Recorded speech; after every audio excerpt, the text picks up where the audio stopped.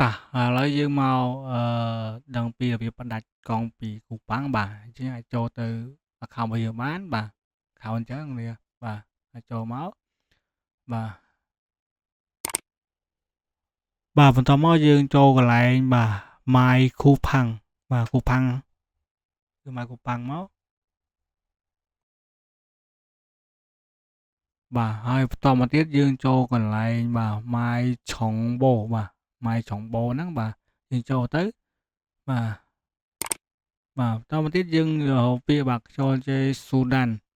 បាទ Pay Quali ហ្នឹងបាទតោះមកយើងចេញផ្ទាំងដូចខាងស្ដាំហ្នឹងបាទវាមានជាមួយកងធនាគាររបស់យើងហ្នឹងបាទអញ្ចឹងយើងអាហ្នឹងគឺឆាដុងហើយបាទអញ្ចឹងយើងត្រូវលុបចោលដើម្បីកុំឲ្យវាកាត់អញ្ចឹងណាបាទយើងអាចលុបបានចុចលើវាមកបាទតោះមកវានឹងចេញបាទអឺពីសាក់ចេហ្នឹងបាទយើងចុចវាសាក់ចេមកបាទពីសាក់ចេមកតាមតិចយើងចុចនេះបាទកន្លែងនេះវាមានសាក់ចេហាគី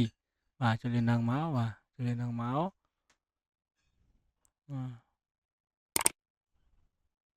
បាទ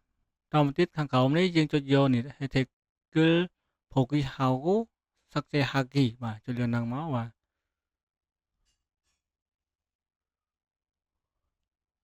មកយកខាងលើហ្នឹងបាទចុចមួយមកបាទតមកយើងបាទចុចសាក់ចេហាគីបាទអញ្ចឹងវានឹងដាច់ហើយបាទយើងដាច់ចេញពីគូប៉ាំងហ្នឹងហើយបាទអរគុណសម្រាប់ការតាមដាន